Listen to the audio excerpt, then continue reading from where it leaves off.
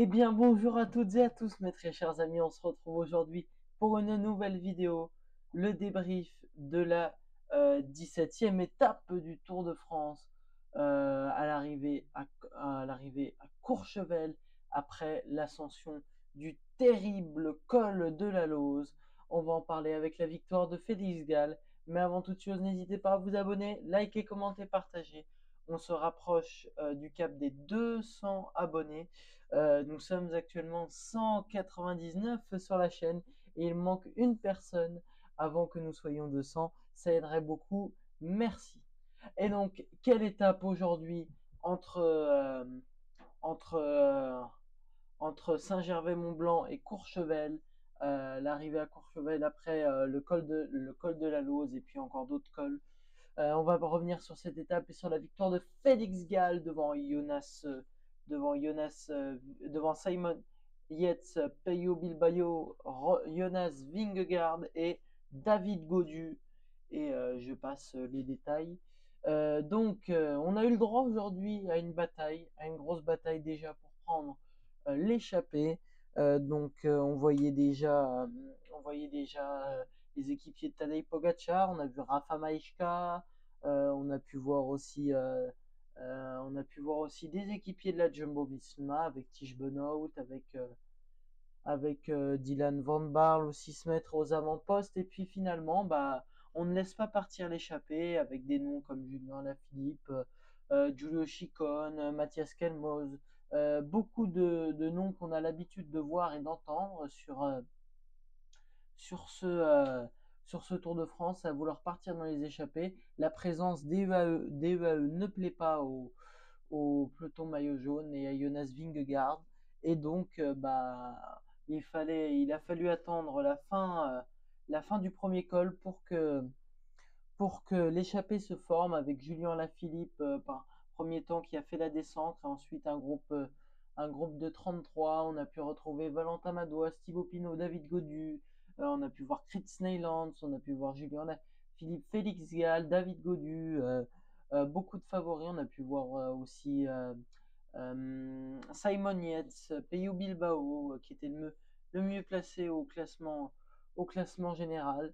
Et quelle bataille! On a eu le droit à une bataille. Alors tout d'abord pour le maillot à poids avec Giulio Ciccone qui allait récupérer des points. Et puis ensuite, on est arrivé avec 3 minutes d'avance, quand même le peloton qui laissait pas beaucoup d'avance aux échappés. Et puis après, on a pu voir le peloton maillot jaune laisser de l'avance aux coureurs. Et puis petit à petit ça s'est joué. Ensuite on a eu le droit à la grande lessiveuse et donc petit à petit ça s'est écarté et puis on a pu voir Ben O'Connor faire un gros travail pour son leader Félix Gall et déjà grosse surprise dans le peloton maillot jaune à 7 km du sommet. Tadej Pogacar distancé du peloton. On doit rappeler qu'il a subi quand même un gros coup de massue hier sur le contre-la-montre et puis surtout là il a chuté et puis même là psychologiquement et physiquement ça devait être dur pour lui et Pogacar qui a cédé malheureusement Pogacar et donc le tour est remporté pour Jonas Vingegaard qui a été le seul à rester. Derrière ça suivait avec Adam Yates, Carlos Rodriguez, petit à petit ça arrivait. Jane Lay, etc., etc. Et David Gaudu a su profiter et a été dans l'échappée. Comme il était dans l'échappée, il est resté avec Jonas Vingegaard et c'est pour ça qu'il finit cinquième. Mais malheureusement pour lui, ça ne l'aide pas et il ne fera pas de rapprocher au classement général, malheureusement, David Gaudu. Et donc, à 5 km du sommet, Félix Gall met une offensive. Alors, Simon Yates pense que c'est trop tôt pour attaquer. Et finalement, il a eu raison. Il a eu raison, Félix Gall. Et puis, il va remporter cette victoire de prestige pour la formation AG2R Citroën Team, la formation de Vincent Lavenu, qui franchement, c'est mérité pour cette équipe qui a travaillé avec Lance Peters, Ben O'Connor, etc. Et puis Félix Gall se retrouve huitième au classement général. Au niveau du général, faisons un point. Donc Vingegaard est devant, est leader plus que jamais du général à 7 minutes 35 de Pogacar. Adam Yates prend la 3e place du podium devant Carlos Rodriguez à plus de 10 minutes, 12 minutes derrière Carlos Rodriguez. Simon Yates à 12 minutes. À 12 minutes, David Gaudu, le meilleur français au général, est 10e à 17 minutes. Peyo Bilbao perd sa 5e place au général. Jay Hindley recule. Vraiment, on a eu le droit à un mea culpa, mais incroyable. C'était exceptionnel dans ce col de la Lose. Au niveau du classement du meilleur grimpeur, c'est Giulio Ciccone qui était dans l'échappée et qui a consolidé sa tunique de meilleur grimpeur. 88 points. Attention, Félix Gall à 6 points derrière lui et Jonas Vingegaard à 81 points. Enfin, le classement par points. Jesper Philipsen reste en tête devant Mats Pedersen. Et enfin, le classement par équipe, c'est l'équipe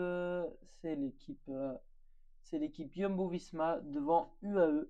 Et le classement du combatif du jour, c'est Félix Gall qui remporte le classement de la combativité. Voilà, vous savez tout. Jonas Vingegaard a certainement remporté le Tour de France. Et je l'avais annoncé dans ma preview, je l'avais annoncé, même si Pogacar il avait attaqué, je savais qu'il allait gagner Vingegaard et je m'en étais douté. C'est lui qui avait la meilleure impression. Je vous remercie à tous d'avoir suivi la vidéo. On se retrouve ce soir à 21h pour le live Mercato Paris Saint-Germain. Je compte sur vous, sur votre présence. Vraiment, on va passer les 200 abonnés ensemble, je l'espère, sur ce live. Je compte sur vous et sur votre présence. Merci à tous d'avoir suivi la vidéo. N'hésitez pas à liker, à vous abonner et à partager la vidéo, commenter. C'est très important. Sur ce, c'était Elio. Je vous souhaite une très bonne soirée. Et à ce soir, 21h pour le live Mercato.